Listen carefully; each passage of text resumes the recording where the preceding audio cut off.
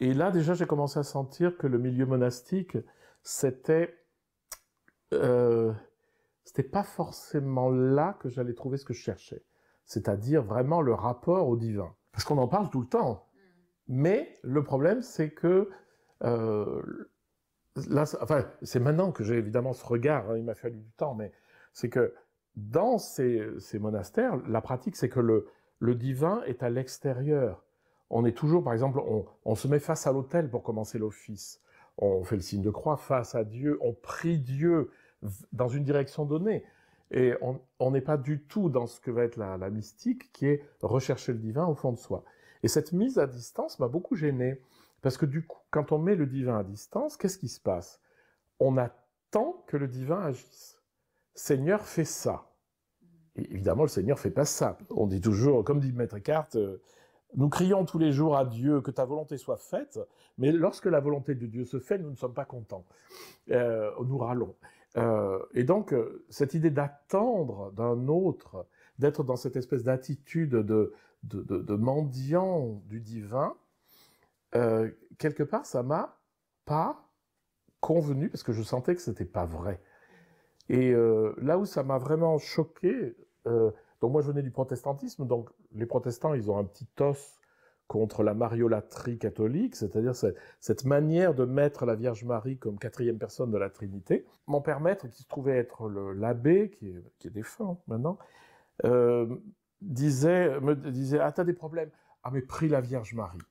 Mais c'était le dernier truc qu'il fallait dire à un protestant, et puis surtout, c'est le dernier truc qu'il faut dire spirituellement. Parce que ça veut toujours dire, tu es une espèce de larve informe, tu ne vas trouver le salut, l'union à Dieu que par l'extérieur. C'est exactement le contraire de la mystique. Donc là, tu es resté 2 ans? Alors je suis resté 3 ans, enfin un peu moins de 3 ans, et finalement j'ai eu de la chance, il s'est passé un truc, c'est qu'on a fait chaque année dans tous les monastères, il y a ce qu'on appelle la grande promenade, et donc on sort un peu plus loin que d'habitude, et on va, là on est allé dans une chartreuse qui était pas très loin, la chartreuse de Portes, parce qu'on s'est promené avec les chartreux, et puis quand on est revenu, on a participé à l'office, et on est allé dans une cellule. Et alors là, ça m'a fait tilt. Coup de foudre? Le coup de foudre, moi la cellule c'est ça, c'est-à-dire que c'est vraiment une cellule où je me souviens très très bien, il pleuvait, il y avait un jardin qui était plein d'orties et cette pièce avec un poêle à bois. Et moi, ça, c'est ça. Là, je me suis dit, c'est ça. Alors, ils ont eu un peu de mal à me lâcher chez les bénédictins, mais ils m'ont lâché quand même. Et je suis rentré non pas dans cette chartreuse, mais à la grande chartreuse. Ça aussi, ça a été assez drôle, mais dans les monastères, ils sont quand même pas chiens. C'est-à-dire que s'ils sentent que tu es attiré par ça, pour eux, ça signifie, ils le traduisent par c'est que son appel va là. Donc j'ai pu y aller, ça a pris quelques mois, et je suis allé à la Grande Chartreuse où j'étais extrêmement heureux.